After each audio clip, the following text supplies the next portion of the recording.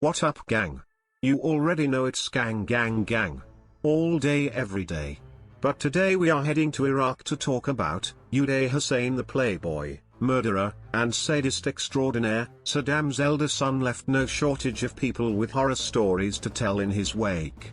Yet for Latif, the trauma of his encounter with him was uniquely personal, one that still haunts him every time he looks in the mirror. For back in 1987, after noticing his striking likeness to Saddam's son, Iraq's Secret Service picked him to be Uday's fide, or body double, a job that involved becoming the living, breathing copy of the nation's greatest state figure. Being the stand-in man on any occasion where Uday feared one of his many enemies might assassinate him was just one of Latif's occupational hazards. Far worse was the window it gave him into the ruling family's inner circle, attending Uday's debauched parties, mixing with his entourage of pimps and thugs, and looking on as his doppelganger rampaged with impunity. And, to his ultimate horror and guilt, sometimes enjoying it. "Until now, I haven't slept properly because of thinking about him," he said. "I am stuck with Uday for the rest of my life, and will probably take him with me to my grave." Uday was most definitely nothing to play with. All of Iraq knew how he got down.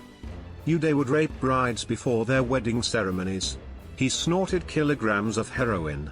He took what he wanted when he wanted it.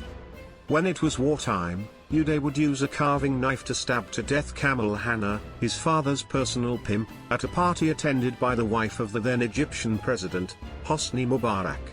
The violence has been toned down, but the incident is entirely authentic, Latif says, save for the minor detail that Uday actually used an electric rose pruner. Uday ran the Iraqi Olympic Committee, the only one with its own jail, where athletes who performed badly would be tortured using increasingly elaborate methods Uday found on the internet. Worst of all was his curb crawling. Proposals for a night of romance with the president's son were not negotiable. Dozens of girls would be paraded before him at the Baghdad Boat Club every night, and most ended up in his bedroom.